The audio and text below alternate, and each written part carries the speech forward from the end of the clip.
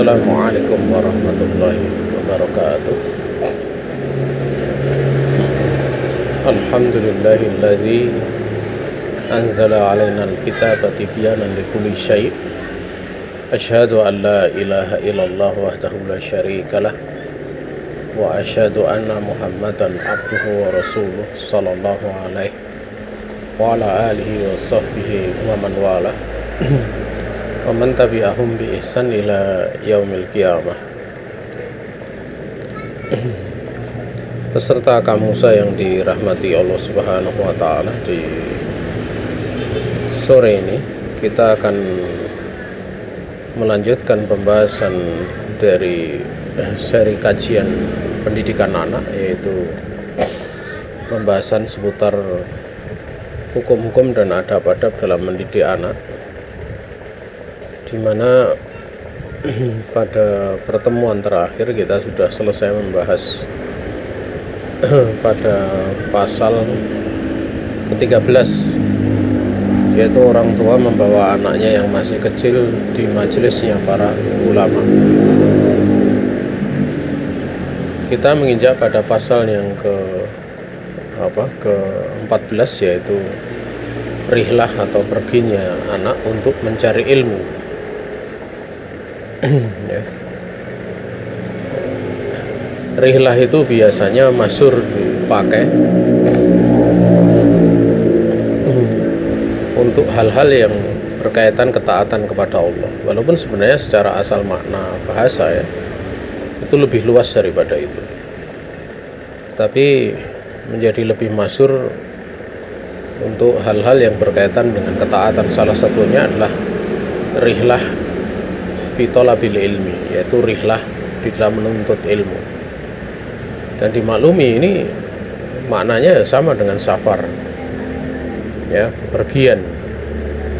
Dan pada pasal yang ke-14 ini, rihlah atau perginya anak untuk mencari ilmu, itu ada dua keadaan ya. Keadaan yang pertama memang dia rihlah tanpa didampingi oleh orang tuanya. Dan yang kedua itu rihlah yang didampingi oleh orang tuanya, sebagaimana Abdullah ya bin Abi Dawud, itu anak dari Al-Imam Abu Dawud, itu pada waktu bersafar untuk menuntut ilmu ya, di waktu kecil itu memang yang membawa ayahnya, yang mengajak ayahnya ya. Adapun yang tidak dibawa oleh ayahnya itu biasanya umurnya itu sudah, kalau dalam istilah, gulam gitu. Jadi kurang lebihnya balik, menjelang balik atau sesaat setelahnya ya. Dan rihlah di sini ya kita bisa melihat ya contoh-contoh dari rihlahnya para ulama, bagaimana mereka berhasil di dalam belajar itu karena menuntut ilmu dengan rihlah itu sangat berkait dengan keberkahannya, keberkahan ilmu. Karena hadis Nabi alaihi salatu wasalam itu menyebutkan man salaka thoriqon, artinya barang siapa yang menempuh perjalanan. Makanya seorang dia belajar dengan cara menempuh perjalanan, dengan dia membaca buku sendiri ataupun berusaha memahaminya, itu jelas berbeda. Walaupun di dalam memahami tersebut ya, dia membaca atau bisa jadi dia juga mengumpulkan di dalam membaca itu juga dia berguru misalnya, atau dia bermuasalah, tapi tidak dengan cara mendatangi seperti saat ini dengan telepon ya, dengan media sosial, sampai ada kuliah online. Bahkan sebagian ulama kita itu ada yang membuka ma'had ya, ma'had Ali gitu. Itu online ya, online. ya. Nah, beberapa muridnya Syekh bin Baz yang di beberapa negara itu bikin program demikian. Bahkan ada yang programnya sampai doktoral ya, tingkat doktoral. Ya. Ya. Tetapi mendatangi langsung itu lebih utama, ya karena dia bertemu gitu loh. Dari sisi pengambilan ilmu ya, yang namanya bertemu itu sanatnya lebih tinggi daripada orang yang tidak bertemu. Ya. Makanya Uwais Al-Qarni karena dia tidak bertemu dengan Nabi, dia derajatnya tabi'in. Ya, bukan sahabat. Tetapi memang ada yang dikhususkan orang nggak ketemu Nabi tapi dia sahabat. Ya, dia tidak ketemu Nabi tapi dia sahabat. Yaitu Raja Najasyi. Raja Najasyi itu sebagian ulama menyebutkan dia sahabat. Ya. Walaupun belum pernah ketemu Rasulullah SAW, dia tidak dikategorikan tabi'in. Karena keberadaan beliau walaupun tidak bertemu dengan Nabi itu menjadi sebab pensyariatan, sebab berlakunya syariat, yaitu sholat gaib. Padahal yang menjadi sebab pensyariatan itu ya, berlakunya demikian itu adalah orang-orang yang menemani Nabi gitu. Sehingga bisa dikatakan dia hidup di masa wahyu turun. Ya. Sehingga dengan sebab meninggalnya Raja Najasyi, Nabi melakukan sholat gaib. Dan itu satu-satunya sholat gaib yang pernah dilakukan Rasulullah alaihi salatu wassalam. Ya, oleh karena itu Raja Najasyi dikatakan dia sahabat Nabi walaupun belum pernah bertemu dengan Nabi alaihi salatu wassalam.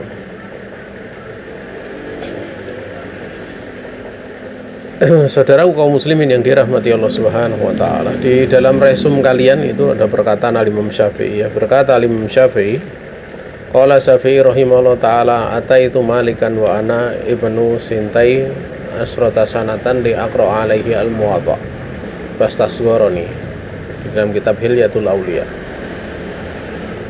Imam Syafi'i rahimahullah taala beliau berkata, aku mendatangi Malik sementara umurku masih 12 tahun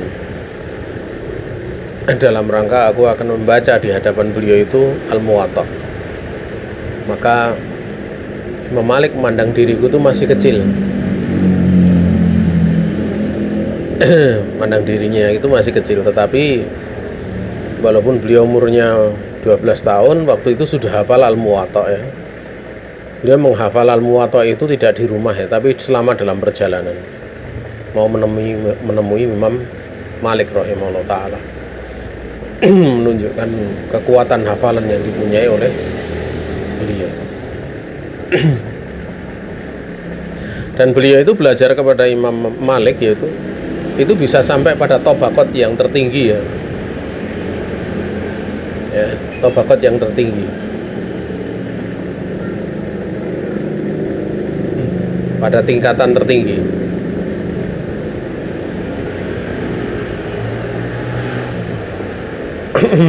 Ya mudahnya saja kalau di sebuah kampus ya, sebuah kampus UGM misalnya, tentu alumni S1 dengan alumni S2 itu tingkatan ilmunya beda. Apalagi alumni S3 itu tentu ilmunya lebih beda lagi. Jadi ada tingkatan-tingkatan dalam belajar itu.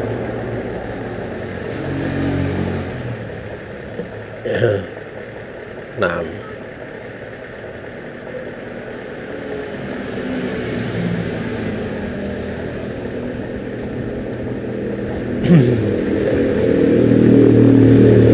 kemudian dari pelajaran ini kita bisa melihat ya bahwa Imam Syafi'i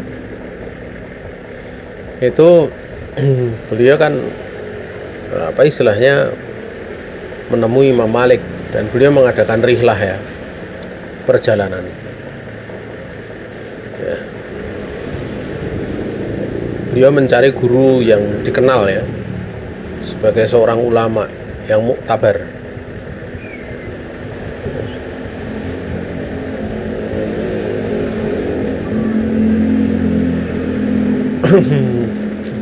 Dan umur 12 itu beliau ingin mendatangi Imam Malik untuk membaca kitab Al-Muwatta ya. Karena memang yang belajar kepada beliau waktu itu diperintah untuk menghafal Al-Muwatta. Jadi ada setoran hafalannya.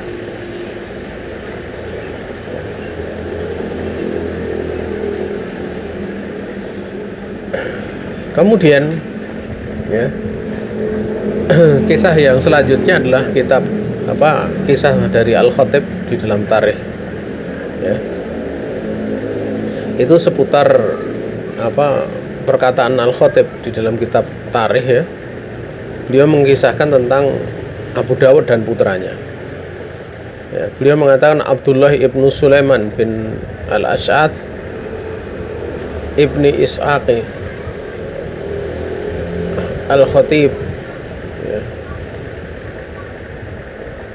Ana ulangi Abdullah bin Sulaiman ibnu Al-Asad ibnu Ishaq Abu Bakar ibni Abi Dawud Al-Azzadi As-Sijistani rahala bihi abuhu min Sijistan yatufu bihi sarqan wa ghorban wa samma'ahu min ulama'i dzalikal waqt fasami'a bi Khurasan ya wal Jabal wal Asbahan wa Faris wal Basrah wa Baghdad wal Kufah wal Madinah wal Makkah wa Syam ya, wa Misra wal Jazirah wa Thugur wa Stautona Baghdad.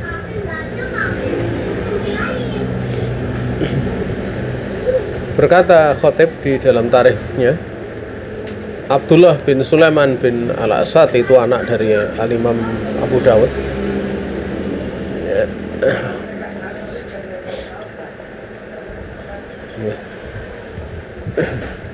Beliau ini istilahnya Abu Dawud, yaitu bapaknya itu rihlah dengan membawa anaknya, yaitu Abdullah bin Sulaiman.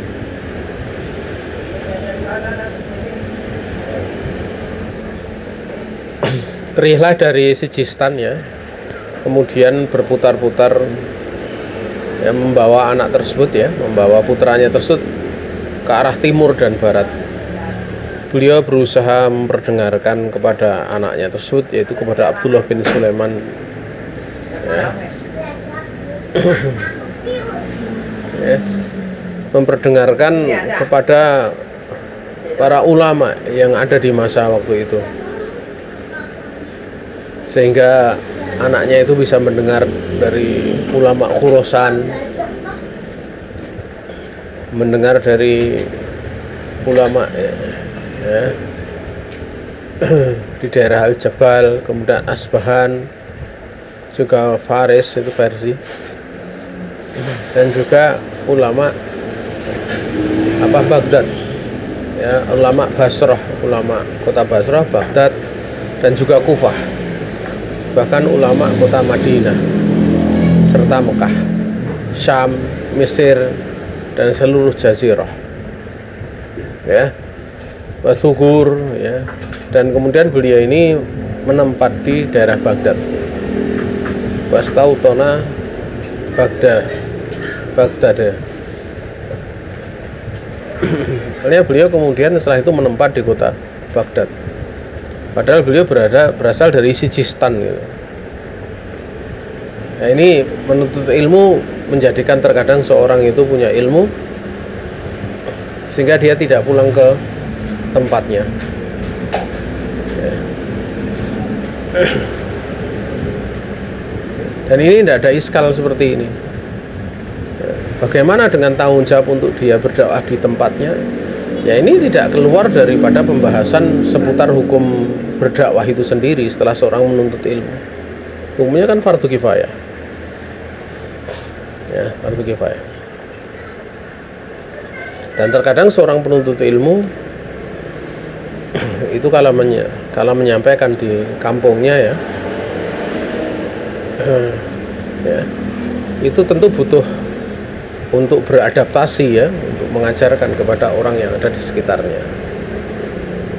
Namun di tempat-tempat yang seperti itu, seperti pondok, kemudian aktivis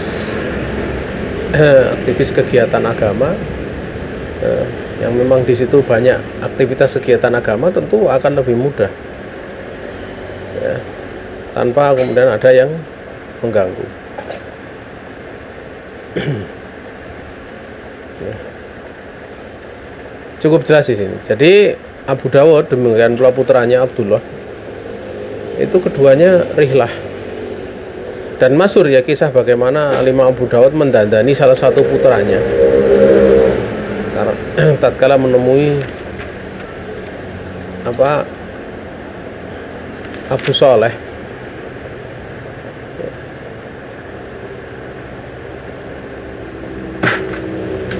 atau bukan Abu Saleh tapi Ahmad bin Saleh, di mana beliau mendandani agar supaya bisa mendengar hadis dari Ahmad bin Saleh, karena Ahmad bin Saleh itu tidak suka kalau ada yang hadir itu belum punya jenggot.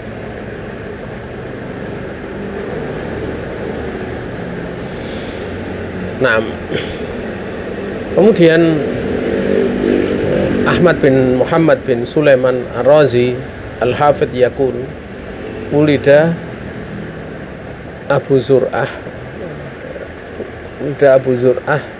sanata arba wa tis'ina wa mi'ah wartakhala minar rawi wartahala minar rawi wa huwa ibnu salasa asyrata sanatan wa aqama bil Kufah hatta asrata syahrun thumma raja ila rawi thumma kharaja fi rihlatihi asaniyati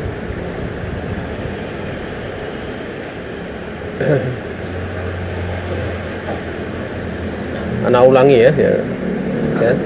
Ahmad bin Muhammad bin Sulaiman Ar-Razi, kita artikan ya, Al-Hafidh, beliau mengatakan Abu Zur'ah ya, kalau tadi saya baca keliru karena sempat ngantuk ya.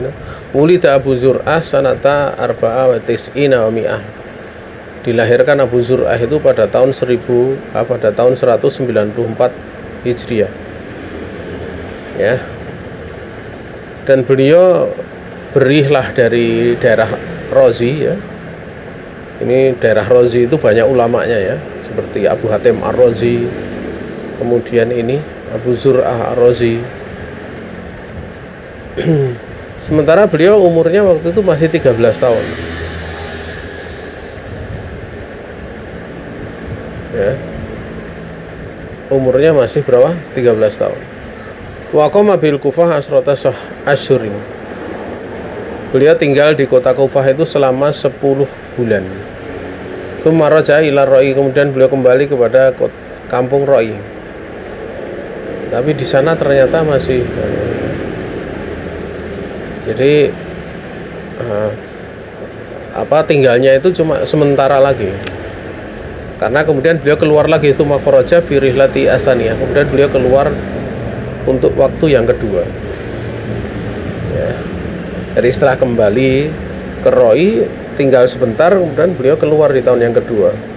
Dan beliau kemudian hilang dari negerinya, tidak ada di negerinya selama 14 tahun. Wa ghaba an watanihi arba'a asrata sanatan. Beliau tidak ada di negerinya itu selama 14 tahun. Ya. Wa jalasa li tahdisi wa huwa ibnu isnatain wa salafin. Beliau ini duduk untuk menyampaikan hadis ya. Mulai meriwayatkan hadis itu pada saat beliau umur 321. Afwan kok dulu. Saya keliru. 32, saya keliru ya. Jadi pada saat beliau itu 32 tahun. Ya. Jadi di sini kalau kita lihat ya, beliau mulai mengajar setelah bertahun-tahun belajar. Jadi rihlah dalam rangka untuk belajar. Dan dijelaskan oleh para ulama ya bahwa rihlah seperti ini menjadikan keberkahan bagi ilmu. Ya, semakin rihlahnya semakin jauh, itu keberkahannya makin bertambah gitu. Ya, juga dengan rihlah itu menjadikan manusia itu lebih menerima qabul. Ya, qabul gitu. Makanya kalau ada dai dia keluaran dari tempat yang jauh atau dia rihlah di tempat jauh seperti ke Saudi, ke mana, ke Yaman ya, itu qabulnya manusia juga lebih besar. Ya, qabulnya manusia juga lebih besar. Ya. Maka jauhnya di dalam menuntut ilmu itu berkaitan juga ada pengaruhnya terhadap keberkahan ilmu tersebut, karena hadis man salaka thariqan yaltamisu fihi ilma sahalallahu lahu bihi thariqan ilal jannah. Ya. Kemudian ada kisah pula ya. Kalau ini anjuran dari orang lain ya. Qala Abu Ubaidillah, ya. Qala Abu Ubaidillah ibni Muhammad ibnu Batutah. Faqala Allah subhanahu, ya. Saya ulangi ya. Qala Abu Abdillah Ubaidillah qala Abu Abdillah Ubaidullah ibnu Muhammad ibni Battah rahimahullahu ta'ala, kana li abi rahimahullahu ta'ala bi Baghdata suraka wa kana fihim rajulun yu'rafu bi Abi Bakrin faqala li abi ib'at bibnika ila Baghdata liyasma'a al-haditha. Faqala innahu sogir. Faqala Abu Bakar ana ahmiluhu, yakni saya akan semangat untuk istilahnya, saya akan berusaha untuk membawanya. Ana ahmiluhu ma'i. Fahamalani ila Baghdad fajitu ila ibni Mani ya, wa huwa yuqra'u alaihi hadis. Faqala li ba'duhum sali syekh ya an yukharrija ilaika mu'jamah litaqra alaih walam a'lam ana lahu mu'jaman ya, fasa'altu ibnahu au ibnatihi fi babi ta'zim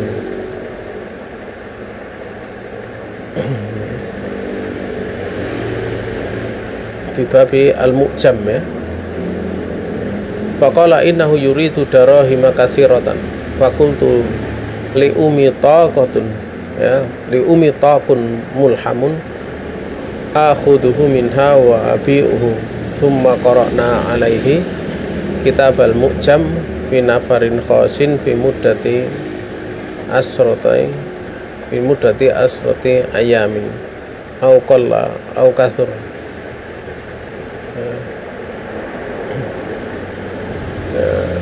Au qala au aksar, bukan kasur ya, au aksar. Wa dzalika fi akhir sanati 15 wa awal sanati 16. Ini di dalam Tabaqat Hanabilah ya. Jadi kisahnya ini tadi afan ya, kalau ada kekeliruan bacaan ini saya pas posisi ngantuk itu deh. Jadi ini saya pelan-pelan ya, tidak seperti biasa. Qala Abu Abdillah Muhammad bin Battah ya.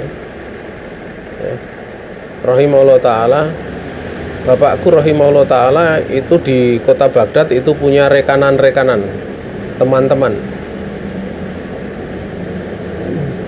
Dan di tengah rekan-rekan bapakku itu ada seorang laki-laki yang dikenal dengan sebutan Abu Bakrin.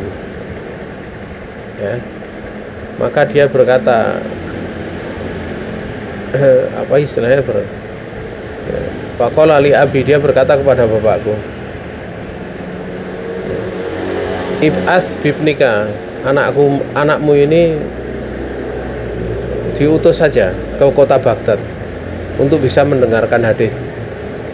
Jadi ulama ini menawarkan, ya, dia menawarkan,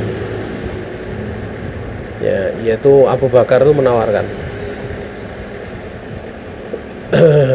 Waktu itu apa,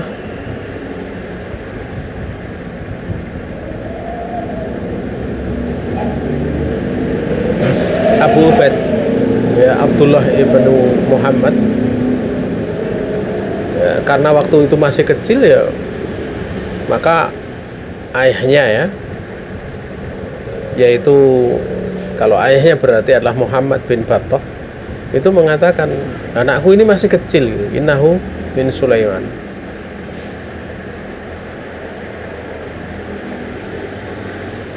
Ya, apa, anak ulangi, ya, innahu sogir, sebenarnya dia masih kecil gitu loh. Maka Abu Bakar kemudian mengatakan, saya bisa membawanya bersamaku, ya, saya bisa, dia bersamaku, aku yang bawa nanti. Maka bapakku pun mengizinkan, kemudian beliau membawa diriku ke kota Baghdad. Kemudian aku mendatangi Ibnu Mani, seorang ulama di sana, ya, di Baghdad tersebut. Dan di hadapan beliau itu dibacakan hadis, ya. Maka sebagian dari mereka itu berkata kepadaku, ya, sali syekh an yukhrija ilaika mu'jamah, kamu cari saja, minta kepada syekh, kepada guru, ya, yaitu kepada Ibnu Mani, ya, minta saja kepada dia agar dia bisa mengeluarkan hadis kepada kamu, itu mengeluarkan pembahasan dari mu'jamnya, ya.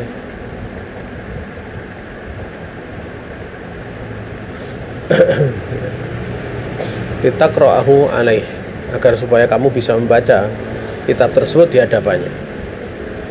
Dan beliau kemudian mengatakan, yaitu, ya, Abu Abdillah ini, yaitu Ubaidullah, beliau mengatakan, aku tidak mengetahui bahwa beliau mempunyai mu'jam, ya, maka aku pun bertanya kepada anaknya atau kepada anak dari anak perempuannya, artinya cucu, ya, ya, tentang mu'jam tersebut, ya, apa yang ada dalam mu'jam tersebut, ya, di dalam bab mu'jamnya. Maka, ya, anaknya, ya, yaitu anaknya Ibnu Mane, ya, itu mengatakan, memberikan bocoran, ya, anaknya atau cucunya terus memberikan bocoran, innahu yuridu darahima katsiratan,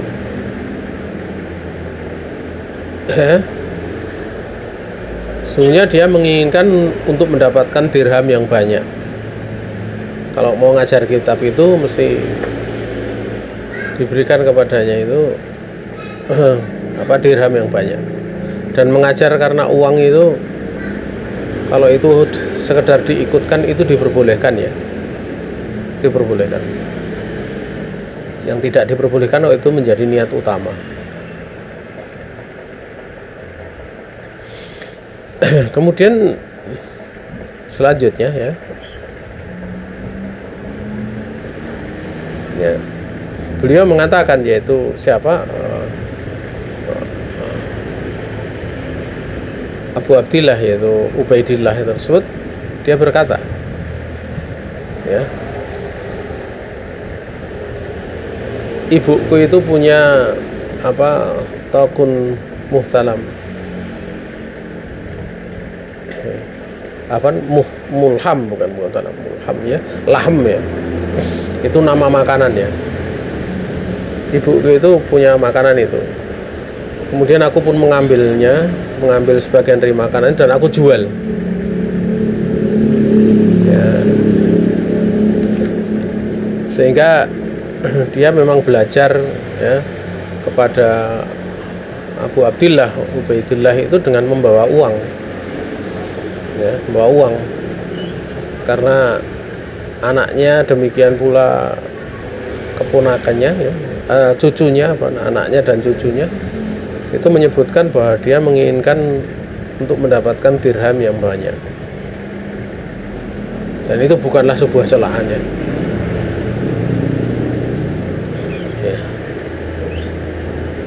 Tsumma qara'na alaihi kitab al-mu'jam. Kemudian aku pun membaca di hadapan beliau itu kitab al-mu'jam fi nafarin khosin, pada nafar yang khusus, fi mudati asrota ayamin walaqal au aqalla au aksar ya. Kemudian kami bacakan kitab al-mu'jam di hadapan beliau ya, pada nafar yang khusus selama 10 hari ya, selama 10 hari atau lebih sedikit daripada itu. Nah, dan kita tahu ya,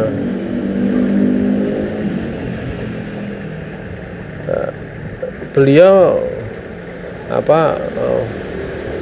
membaca tersebut dikatakan adalah ya, selama 10 hari ya, fi mudati asrati ayamin, selama 10 hari ya. Wa dzalika fi akhir sanati khamsa wa asrata, dan yang demikian itu terjadi ataupun istilahnya aku lakukan pada akhir tahun di waktu umur yang ke-15 atau di awal tahun dari umur menuju 16 ya. Yang kita ingin petik dari pelajaran ini ya, bahwa beliau rihlah ya, rihlah dan benar-benar mengkhususkan ya, sampai-sampai beliau berusaha agar supaya bisa mendapatkan pembahasan kitab mu'jam beliau itu sampai ngelobi anaknya, ngelobi cucunya ya, anaknya ataupun cucunya ya.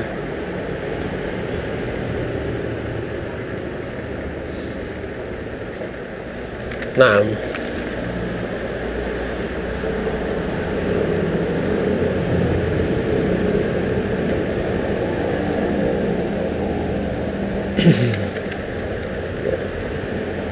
Afan ini ya, kalau ada kekeliruan nanti mungkin dicek ya. Saya benar-benar lumayan ini, terkantuk-kantuknya lumayan ya.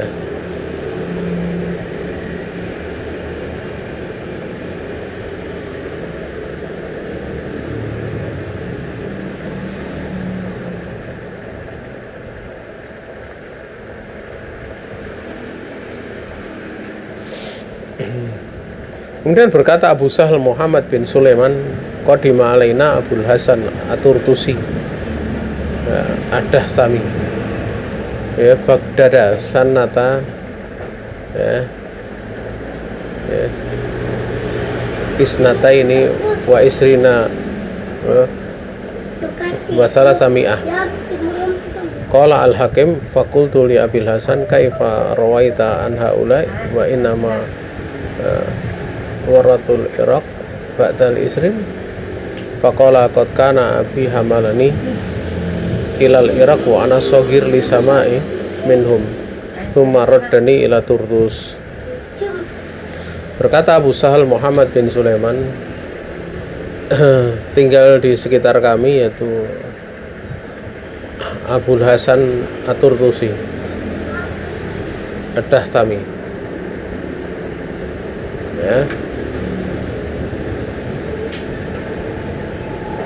tinggalnya di mana? Di kota Baghdad di tahun 322 Hijriah.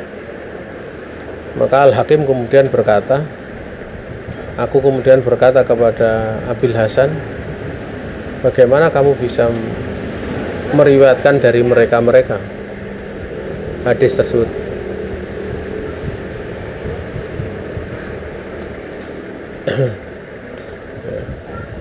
Bagaimana kamu bisa meriwayatkan dari hadis dari mereka?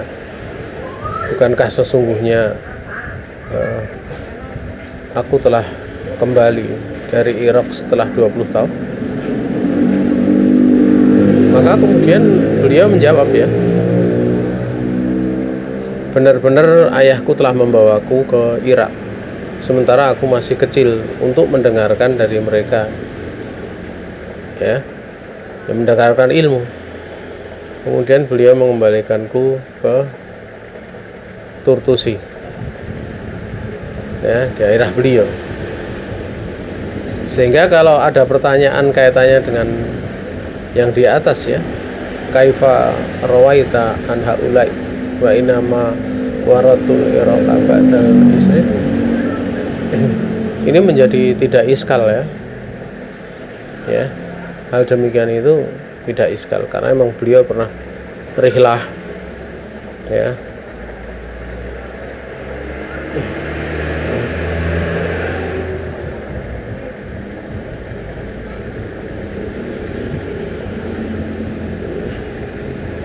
Bahkan menempat di situ, ya, di kota Baghdad, ya. Sehingga sampai kemudian bisa terjadi pertemuan, ya, antara Abu Sahal bin Sulaiman dengan Abu Hasan At-Turtusi.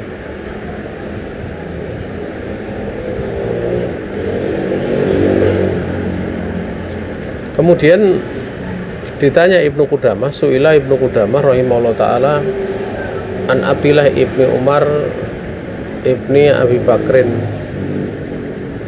Al-Maqdisi. Faqala Abu Bakrin, faqala safaro ila Baghdad sagiran wasma biha kathiran wa tafaqqah bihi kathiran wasara faqihan hasanan.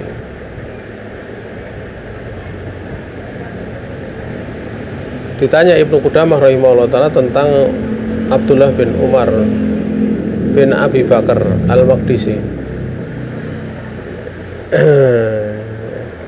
Ini nama Abdullah bin Umar di sini bukan berarti Abdullah bin Umar sahabat, ya. Ini tobakotnya jauh karena beliau ini di tahun 500 lebih, gitu. Yaitu tahun 500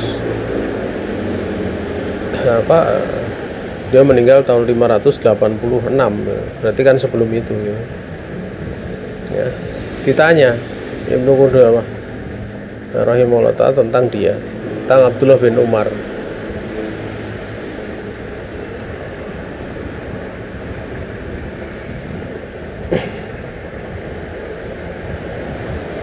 Maka beliau kemudian mengatakan bahwa Ibnu Qudamah mengatakan bahwa Abdullah bin Umar ini dia mengadakan rihlah, ya.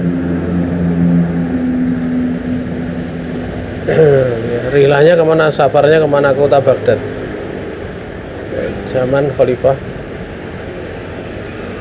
Ini berarti kan sudah berlalu yang masa, ya. Di masa-masa setelah khulafa yang 4 itu, ya, jauh bahkan itu, karena sudah tahun ke-500. Beliau safar kota Baghdad dalam keadaan dia masih kecil, dan beliau mendengar darinya itu wasami abiha kathiron,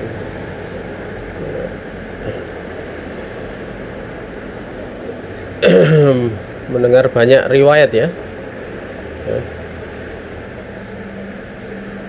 Kemudian watafaqqaha biha katsiran, dia juga benar-benar berusaha mendalami, ya. Di kota Baghdad itu banyak ilmu, selain beliau mendengar di kota Baghdad ilmu, beliau juga berkonsentrasi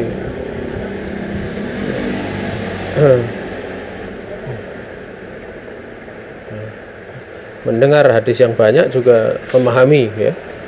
Wasara faqihan hasanan, jadilah kemudian beliau menjadi seorang faqih yang bagus, yaitu siapa? Ibnu Umar bin Abi Bakar Al-Maqdisi.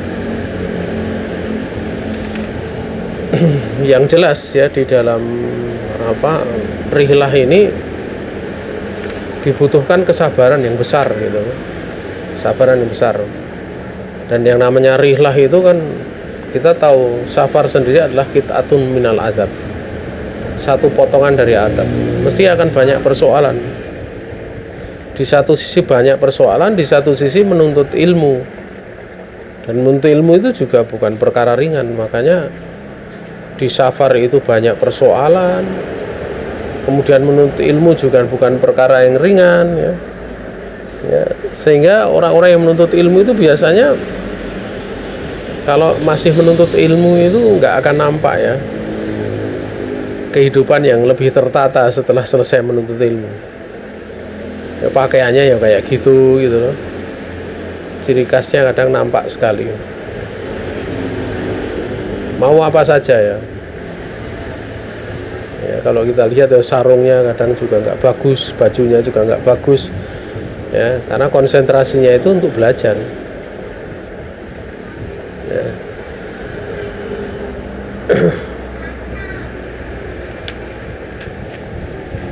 Saudara kaum muslimin yang dirahmati Allah Subhanahu wa taala. Ya. Juga Ibnu Rajab Al-Hambali di dalam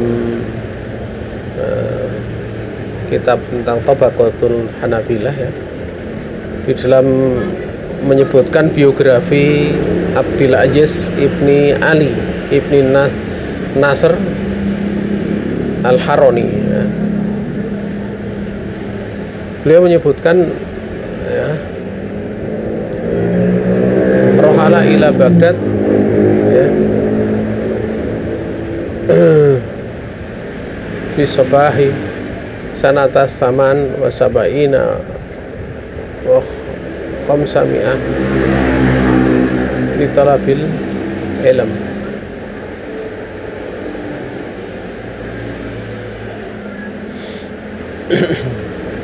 Jadi di dalam menyebutkan biografi Abdul Aziz bin Ali bin Nasr Al-Harani, Ibnu Rajab mengatakan ya, bahwa beliau yaitu Abdul Aziz itu telah rihlah ke Baghdad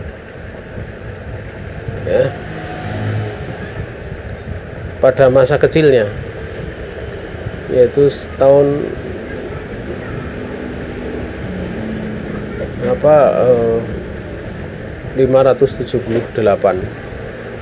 ya, dalam rangka untuk menuntut ilmu ya. Selesai pembahasan kita di sore ini dari bab rihlah. Sebenarnya masih banyak ya kesimpulannya. Yang jelas tatkala orang tua memperhatikan anak di dalam belajar itu jangan segan-segan ya, untuk mereka didorong rihlah menempuh perjalanan, karena jarang didapati di satu kota yang sama itu terkumpul ulama-ulama ya, dari berbagai macam cabang ilmu. Itu sangat jarang. Lebih-lebih kalau di negeri kita ya, yang kadang pembahasan spesifikasi ilmu itu nggak begitu nampak ya, nggak begitu nampak. Di tempat kita saja misalnya, kita nyari lembaga untuk mendalami Al-Quran aja itu kita susah mencarinya. Paling banter ya di sekitar kita ada TPA gitu ya, ada ustadz-ustadz ya yang ngajar ya, ada mengambil riwayat, mengambil sanad, kadang ada gitu, tapi itu kota lain kadang, dan juga berbiaya gitu kan, seperti itu. ya. Atau misalnya mau mencari hafalan yang mungkin gitu ya. Kalau sampai hafalannya mungkin kan ya menjadi manusia langka gitu ya, artinya menjadi orang yang langka gitu, karena memang ahli Al-Quran itu juga nggak banyak gitu ya.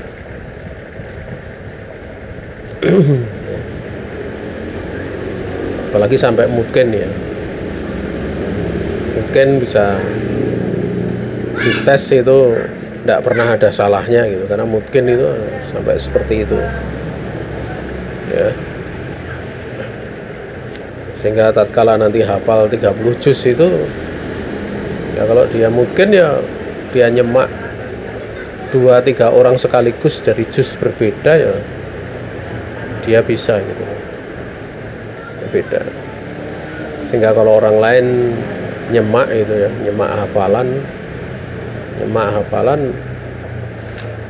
30 orang misalnya disemak ya harus waktunya panjang ya, tapi kalau yang disemak itu 5 sekaligus kan waktunya jadi pendek. Dari 30 antrian menjadi berapa? Kalau 30 orang 5, 6 antrian saja selesai, karena dia mungkin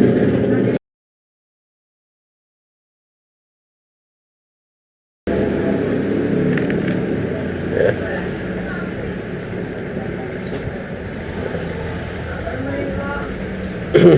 Maka ulama-ulama yang memang punya kemampuan di bidang-bidang tertentu itu ya mesti dicari gitu. Seorang mau belajar akidah, seorang mau belajar fikih, seorang mau belajar bahasa Arab gitu, seorang mau belajar ini itu dan yang lain sebagainya.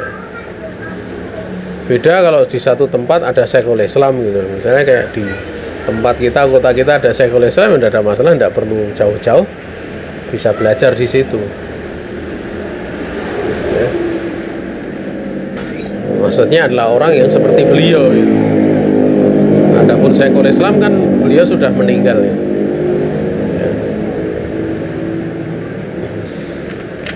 Wallahu ta'ala a'lam ya. Ini Afan di sore ini ya, saya tadi istirahat sebentar sekali langsung ngajar gitu, jadi masih agak ngantuk itu.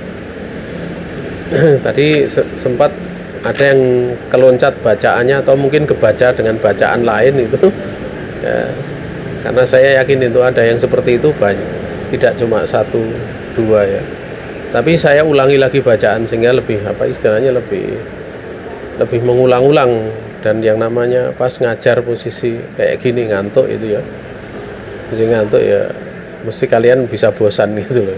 Bisa bosan ya. Tapi satu pelajaran dulu saya pernah belajar tafsir ya. Belajar tafsir itu ustadz saya itu kalau ngajar itu kan suruh setoran dulu, setoran hafalan itu.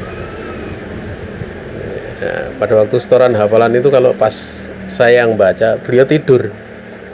Beliau pernah tidur ya, bukan beliau yang saya dapati pernah beliau tidur. Nggak tahu beliau kalau pas saya baca kemudian menikmati itu kemudian tidur gitu, tertidur. Nah pada waktu itu hafalan saya kan berhenti karena saya lupa gitu mau lanjutkan ayatnya. Saya berhenti kok nggak dibenerkan gitu loh. Saya lihat pada teman-teman ya sama nyemak mushaf semua. Ya saya bilang Tat, saya panggil saat itu. Sampai mana gitu, berarti tidur ya. Ya tidur gitu. Tapi itu pelajaran bagi saya, walaupun posisi lelah capek ya. Kadang sampai pondok itu pulang jam 2 malam karena pulang dari daurah itu nanti ba'da subuh tetap ngajar. Jadi tidur cuma 3 jam. Perjalanan kadang 300 kilo, 400 kilo ya. Seperti itu. Pulang isi daurah pakai kendaraan. Dan kalau sudah sampai pondok itu tidak pernah libur itu. Walaupun capeknya kayak apa ya, beliau tetap ngajar. Ya, beliau ngajar ya. Seperti itu. Nah itu biasanya habis itu baru dibacakan tafsirnya ya.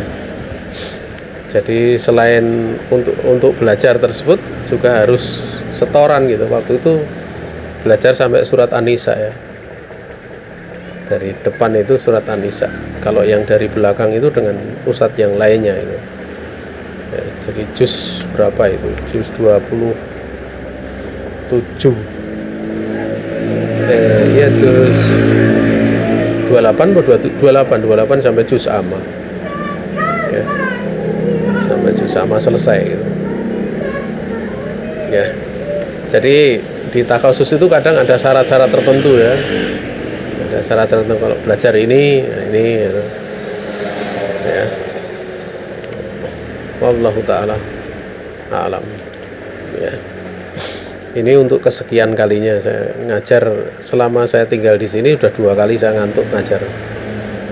Tapi kalau di pondok dulu berapa kali setahu saya sampai berkali-kali pernah itu, karena pulang kadang malam dari pagi sampai sore ngajar di luar, nanti malam ngajar di pondok. Misalnya ngantuk itu.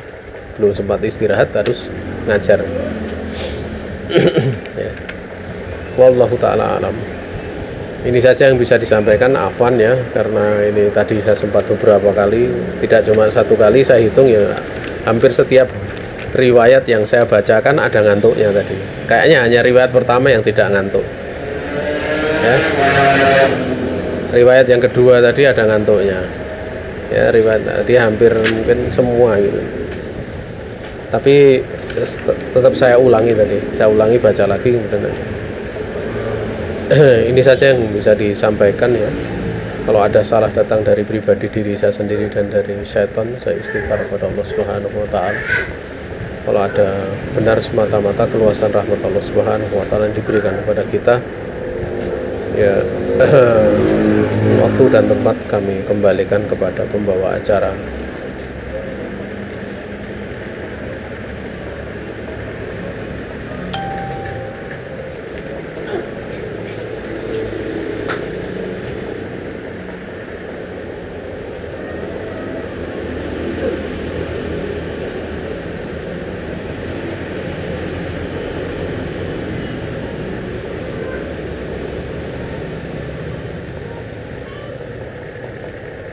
Oh ya, sebentar.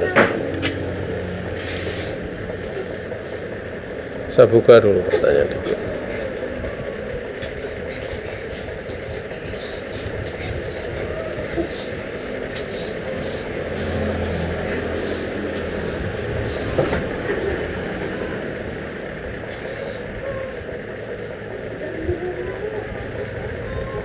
Anak saya usia 14 tahun, laki-laki. Alhamdulillah untuk sholat mengaji dia selalu menjalankan dengan baik. Saya ingin minta nasihat bagaimana menghadapi anak yang beranjak dewasa ini suka berbohong. Anak saya sudah beberapa bulan ini sering sekali minum seperti orang kehausan, walau jarak minumnya dekat, dan akhirnya sering pipis. Belum ada 5 menit, kadang jangka waktunya sudah habis lalu minum lagi. Dan setiap dini hari pasti kebangun bolak-balik dapur untuk minum, toilet sampai mau menjelang subuh baru berhenti. Jadi kadang subuhnya susah dibangunin. Apakah ini ada indikasi gangguan jin dan perlu diruqyah? Saya sudah periksa ke dokter, hasilnya normal. Untuk pertama ya berkaitan ini nasihat ya, menghadapi anak yang beranjak dewasa yang kaitannya dengan suka berbohong gitu. Ya. Yang namanya perbuatan bohong itu termasuk dosa asal ya, termasuk dosa yang sifatnya pokok gitu, termasuk pokok. Artinya dari situ itu bisa menjadi tercabangkan dosa-dosa lainnya. Maksudnya asal itu di situ, ya. Sehingga kalau dalam perkara ini ya, di dalam menasihati ya perlu disampaikan dengan mau'izah hasanah. Bagaimana mau itu hasanah itu? Mau itu hasanah itu adalah dengan memberikan dorongan-dorongan terhadap kejujuran, ya. Kemudian dengan memberikan ancaman-ancaman perbuatan berbohong. Kemudian bisa pula disampaikan kisah-kisah tentang kejujuran, ya, kisah-kisah tentang kejujuran. Kemudian kisah-kisah akibat dari kebohongan, ya. Itu penting, ya. Dan tidak mengapa kita untuk membangun kedekatan seorang anak dengan seorang tua gitu. Orang tua, entah orang tuanya dari itu laki-laki, bapaknya, abahnya, ataupun umunya, yaitu ibunya gitu. Itu bisa dia menceritakan, ya, kadang pelajaran yang berkait dengan dirinya, kaitannya dengan kejujuran. Itu sebenarnya nasihat-nasihat seperti itu perlu disampaikan sejak dari dini, ya, dari dini, ya, ini, ya. Itu faedahnya luar biasa, ya. Ada asarnya yang sangat kuat, ya, ya. Walaupun pada saat diberikan nasihat-nasihat seperti itu mungkin tidak langsung berubah, ya. Tapi biasanya nanti akan ada satu waktu di mana bersamaan dengan sebuah peristiwa dia bisa mengambil pelajaran. Biasanya seperti itu. Ada satu peristiwa dia bisa mengambil pelajaran.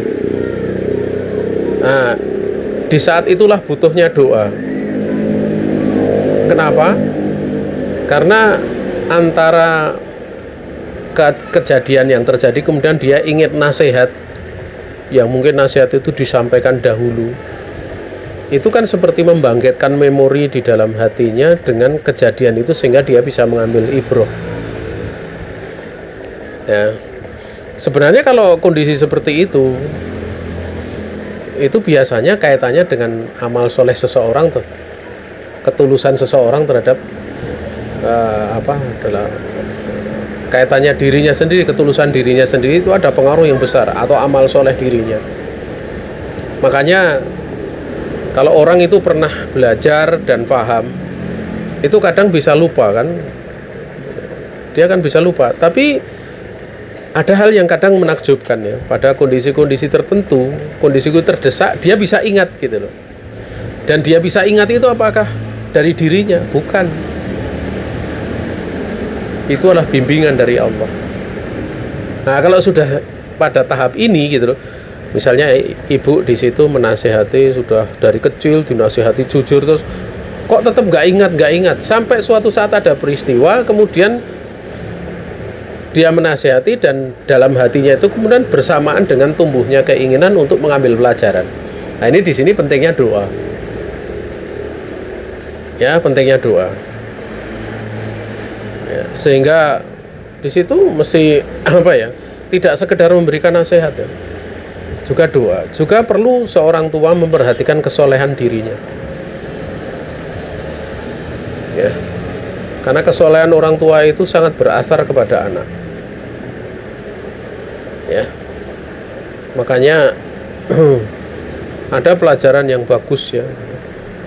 Tatkala kita melihat orang yang kita ajar kok tidak paham, itu jangan kita nyalahkan yang belajar.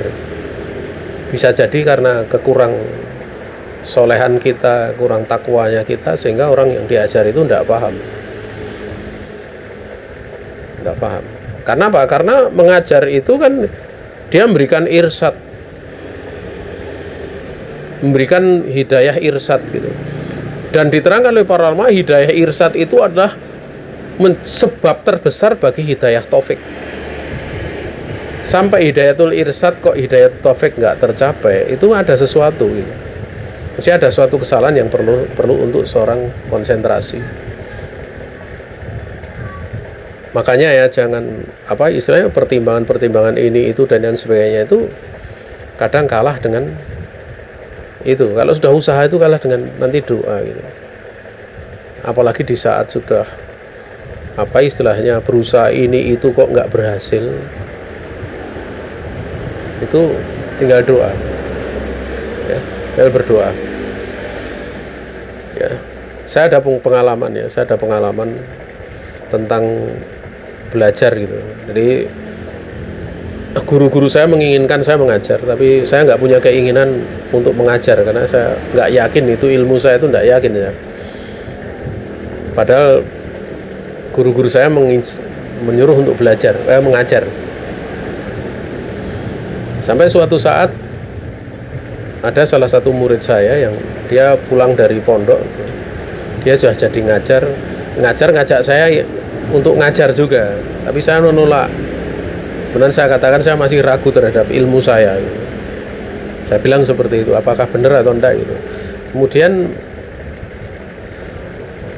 beliau menasehati saya waktu itu, saya persaksikan antum punya kemampuan untuk mengajar gitu ya. Saya menyaksikan itu murid saya itu mengatakan demikian setelah dia belajar bertahun-tahun di pondok ya. Dia pulang ke daerah, kemudian ke daerah mengajak saya untuk mengajar lagi, tapi waktu itu saya udah nggak mau gitu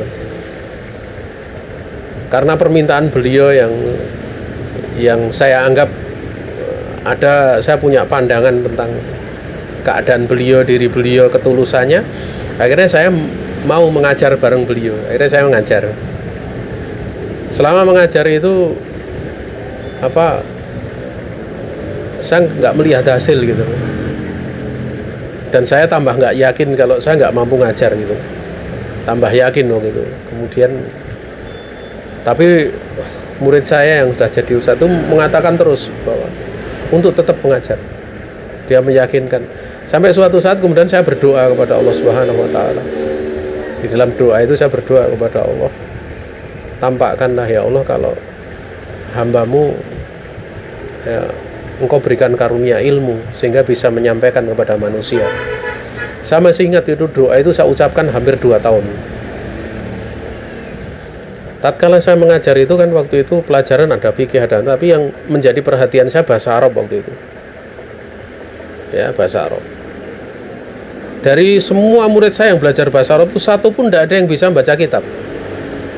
Padahal sudah pelajaran jurumiyah selesai, muyasar selesai, kok suruh baca kitab kok masih banyak salahnya itu loh ya. Sampai saya, ya Allah ini memang benar-benar saya kayak nggak mampu ngajar gitu ya. Akhirnya belajar sorof sudah sampai sorof yang yang Al-Kafi yang 2 kan harusnya udah bisa baca kitab. Al-Kafi 3 itu tinggal nanti tambahan faedah ya, bab iklal gitu. Sampai di program waktu program 2 tahun, 1,5 tahun itu datang seorang anak datang, dia sudah mondok di 2 tempat waktu itu, tapi mondoknya cuma sebentar, 3 bulan 6 bulan gitu loh. Waktu itu karena dia mondok tak suruh baca kitab, dia nggak bisa baca kitab. Habis itu saya tanya saya ajari, tapi ada hal yang saya heran gitu loh. Dari semua yang saya nasihatkan tuh diamalkan semua. Sampai saya cerita, saya punya teman yang dulu waktu belajar itu sampai menghafal kitab Mahmud Yunus gitu. Kamus Mahmud Yunus itu dia hafalkan juga. Saya heran kok ada ya dinasihati, tak suruh misalnya murojaah sehari 2 jam, tanda tangan orang tuanya, itu dia tetap bawa catatan itu. Satu-satunya murid itu yang rajin itu. Tadi pulang ke rumah tanda tangan bapaknya, dia kan dari rumah kalau pas ngaji kan setiap hari kan ngaji ada waktu itu mesti bawa catatan tanda tangan orang tuanya ini. Yang lainnya satu pun tidak ada yang melakukan. Yang lain coba saya tanya, ada? Tidak ada gitu. Karena itu sudah dewasa semua, umurnya sudah di atas 20 tahun. Dia sendiri umurnya waktu itu 21, kalau saya 22. Jadi dia apa tantangan? Saya kadang heran. Kadang saya bertanya-tanya sama diri saya sendiri, kok itu mosok suruh tanda tangan anak umur segitu gitu. Itu kan sudah bukan anak-anak lagi, sudah dewasa gitu. Lah di baru 5 bulan itu sudah mulai agak bisa baca kitab. Tak suruh baca kitab ini yang terakhir ini. Itu bisa, saya sendiri waktu itu kok bisa gitu loh. Heran gitu. Bisa itu akhirnya waktu itu dia mulai baca kitab, materi baca kitab, praktek baca kitab itu salah satu usul dari punyanya Syekh Utsaimin. Dan dia karena sering baca itu ada hal yang aneh yang dibaca. Kadang dia membantah bacaan saya, bantah. Dan dia bisa mendatangkan i'rabnya gitu loh. Saya baca begini, ada seperti ini. Karena saya lihat dia punya kemampuan yang beda ya. Akhirnya saya carikan kitab yang bacaannya sulit. Waktu itu kitab Iqtida'us Shiratil Mustaqim, punyanya Syekhul Islam Ibnu Taimiyah. Tapi mulakhosnya, tapi sama mulakhosnya juga susah bacaannya. Ya saya suruh baca. Bacaannya bener, nggak pernah salah, jarang sekali salah. Saya tanya, coba artikan. Nggak bisa, kok susah diartikan ya? Karena banyak isi mausulnya juga banyak, kemudian domirnya double gitu. Kadang jumlah syaratnya jawab syaratnya di belakang. Akhirnya dia bingung gitu, ngartikan tuh bingung. Ya, akhirnya kalau beliau baca, saya mengartikan, dia baca, saya mengartikan. Itu setelah 2 tahun, jadi baru kemudian yakin, oh ternyata berarti ini gitu loh. Baru setelah itu saya sampaikan ke Ustadz, oh alhamdulillah antum menasihati dengan tidak bosan-bosannya ya, pada saya. Dan lah yang ingin saya tekankan di sini kaitannya dengan doa gitu. Doa. Dan kalau diceritakan banyak sekali gitu. Ya, banyak sekali sebenarnya kalau doa. Hal-hal yang mustahil itu kalau dengan doa itu tidak ada yang mustahil. Sehingga ada seorang sahabat buta matanya. Jadi sehat kemudian matanya buta. Kemudian dia minta didoakan oleh Nabi. Maka Nabi minta untuk dia berwudu, kemudian sholat 2 rakaat. Kemudian berdoa. Setelah itu Nabi berdoa kepada Allah. Jadi Nabi doa itu juga lelaki tersebut tidak kemudian diam begitu saja. Dia diajari oleh Nabi untuk wudu dengan baik, untuk sholat 2 rakaat, kemudian doa. Ya. Nah itu yang sering dikatakan oleh para ulama dengan sholat hajat. Tapi kalau lafadz hadis yang menyebutkan sholat hajat sendiri memang hadis-hadisnya dhaif. Tapi kalau hadis itu sahih atau hasan sahih ya. Riwayat Imam Tirmidzi mengatakan hasan sahih. Ya, walaupun ada tambahan sebagian mana hasan sahih gharib gitu. Imam Tirmidzi mengatakan hasan sahih gharib. Maka jamaah yang dirahmati Allah Subhanahu wa taala, ini tidak kalah penting adalah berdoa. Ya, untuk berdoa. Dan jangan berhenti menasihati seperti itu. Yang namanya bohong itu loh. Saya pikir yang namanya kebohongan itu anak mesti dia akan dapati gitu. Karena biasanya bohong itu dalam rangka untuk jalbil manafi dan daful mador. Untuk mendapatkan kemanfaat atau untuk menolak madarat, tetapi tidak akan didapat kecuali dengan itu. Biasanya kan bohong gitu loh. Misalnya berbuat salah, dimarahi orang tuanya, saya nggak seperti itu, padahal dia berbuat seperti itu menjadi sebuah kelaziman. Dan ya apalagi anak kecil ya, apalagi kalau sudah terbentuk menjadi sebuah karakter gitu. Makanya yang paling penting itu ditanamkan. Saya pernah melihat satu praktek yang sangat bagus ya. Satu keluarga, orang awam, bukan orang ngaji loh, orang awam. Dia kehidupannya itu miskin, dia pegawai itu. Dia posisi kedudukannya itu bagus di lingkungan kerja itu, dia gajinya itu di bawah kepala, nomor 2. Tapi miskin, yang lain punya mobil, punya ini. Dia senantiasa menekankan anak-anaknya itu untuk jujur sekali. ya, dan dia di situ memang terkenal di kantor satu-satunya yang tidak pernah melakukan kayak gitu. Yang lain biasa saja gitu, melakukan korupsi dan lain sebagainya. Dia menekankan itu, ya. Dan hasilnya orang awam ini awam loh, awam. Dia punya sifat seperti itu padahal berawal dari memusuhi Islam. Orangnya musuh Islam.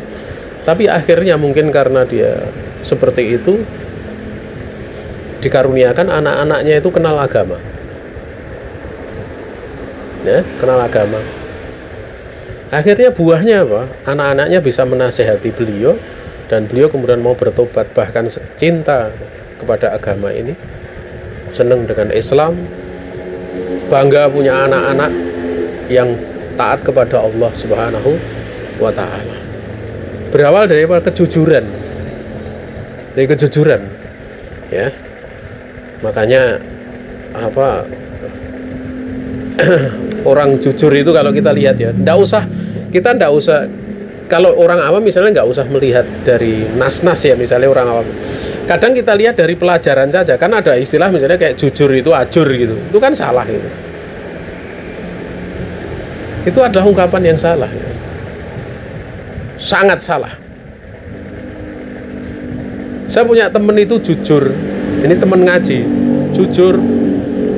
Orangnya jujur, orangnya ngalahan.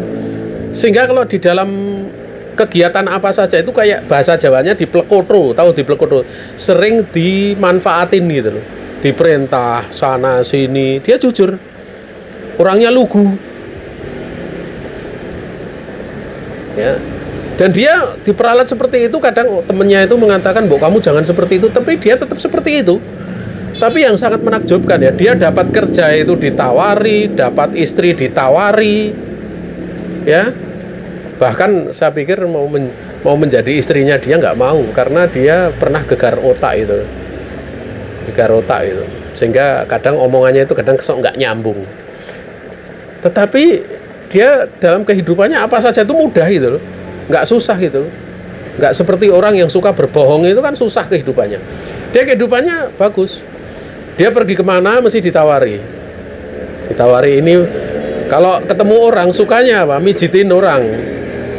Dia kerja di sawah, kalau temannya orang tua itu sering nawari, "Sini saya pijitin Pak," gitu loh gitu. Di masjid, sampai di masjid itu kalau ba'da maghrib sampai isya itu ada 3 orang antri dipijiti dia. Itu saya lihat dengan mata kepala sendiri. Ya. Bahasa Jawanya entrengan gitu loh.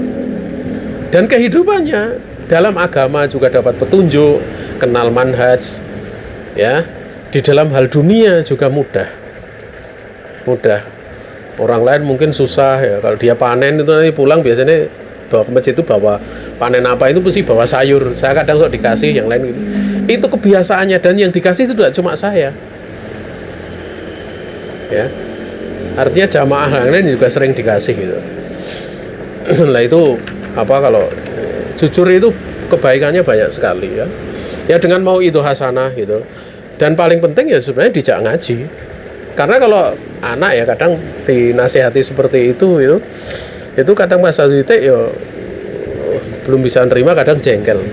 Kemudian keadaan yang kedua, ini sering minum karena kehausan. Ya sering minum itu bagus gitu. Ya. Namun kalau kemudian makan minum sampai berlebihan ya, kalau seperti yang ditanyakan ya itu bisa jadi gitu loh. Karena setan itu makannya dia benar-benar tanpa takaran gitu. Artinya takarannya banyak sekali gitu loh. Ya. Bahkan orang yang kerasukan setan itu dia bisa makan selain makanan yang dimaklumi gitu. Ya. Pernah ada orang itu kerasukan setan tuh makan sampah gitu. Sampah dimakan.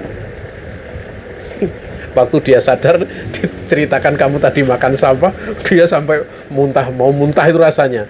Tapi udah masuk dalam artinya sampah, makanan basi dan nanti makan itu. Waliyatubillah itu karena dia orang takut karena dia ngamuk-ngamuk. Ya, perasan bekas santan itu kan ada, itu kan dibuang di tempat sampah, dia ambil, dia makan itu. waliyatubillah.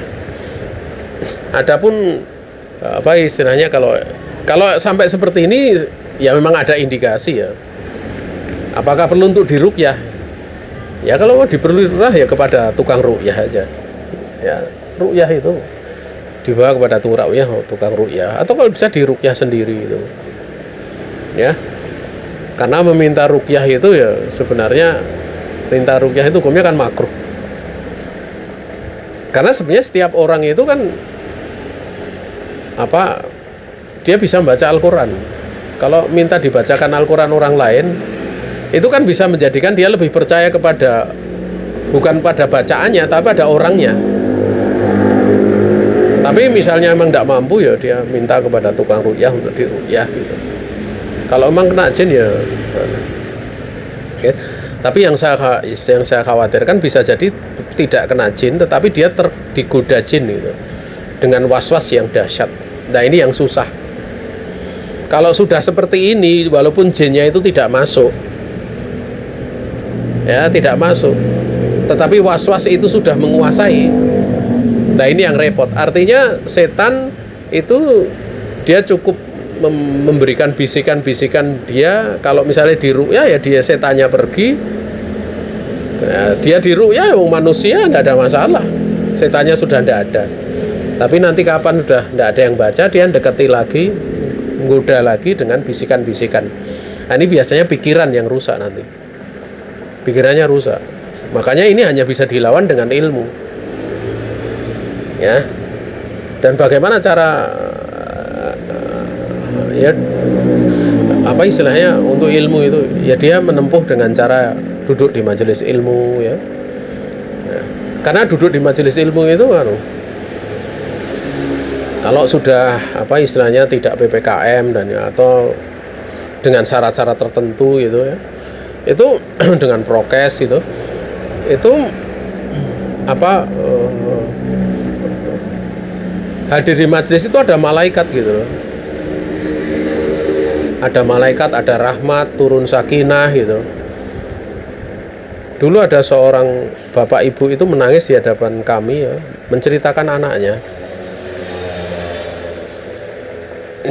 Ya saya nasihati untuk waktu itu belum ada COVID ya, untuk hadir di majelis ilmu itu salah satu jalan terbaik. Tapi dia mengatakan belum punya kemungkinan ini, padahal kalau dia mau ngajak gitu, orang tuanya juga ikut ngaji, dia juga ikut ngaji. Ini yang kadang orang itu sudah ada solusi yang bagus tapi malah nyari solusi yang lain ya, akhirnya susah gitu. Ya. Makanya kalau dari yang saya lihat yang kena jin, tergoda, gangguan kayak gitu itu oleh banyakan suruh untuk hadir di majelis ilmu. Majelis ilmu itu Masya Allah ya, tidak ada yang lebih bisa memperbaiki manusia, lebih efektif dibandingkan duduk di majelis ilmu. Tidak ada. Makanya Nabiullah Muhammad SAW membersihkan jiwa manusia pun dengan cara taklim. Taklim itu adalah majelis yang paling agung di muka bumi ini. Tidak ada yang lebih agung dari majelis itu. Sampai orang-orangnya disebut oleh Allah di hadapan para malaikat, nama-namanya disebut semua. Ya, sehingga di situ Allah mencurahkan rahmatnya, ya, Allah menurunkan sakinah, Allah menyebut namanya, ya. Kemudian di situ malaikat hadir. Malaikat hadir di situ ihtiram kan, memuliakan, karena di situ ada yang mengajar, ada yang belajar, semua dimuliakan oleh Allah Subhanahu wa taala, dan tidak ada yang lebih mulia daripada keadaan seperti itu. Dan dari majelis seperti itu akan lahir orang-orang yang takut kepada Allah, khasyah kepada Allah, orang yang alim terhadap Allah Subhanahu wa taala, makrifah kepada Allah Subhanahu wa taala. Makanya kalau sering kami ditanya itu, taklim sampai kapan? Sampai mati. Apalagi taklim kitab membahas tentang masalah tauhid. Ya. Pembahasan kitab tauhid atau pembahasan seputar masalah tauhid sampai kapan? Sampai mati. Ya. Ini saja yang bisa disampaikan ya. Ini agak panjang ya, karena sifatnya tadi meminta nasihat, jadi bukan pembahasan ilmu, tapi lebih cenderung ke meminta nasihat ya. Saya nasihat mudah-mudahan bisa dijadikan pelajaran, bisa sedikit demi sedikit, dan tak lupa pula untuk banyak berdoa kepada Allah Subhanahu wa taala. Ini saja yang bisa disampaikan. Waktu dan tempat kami kembalikan kepada pembawa acara.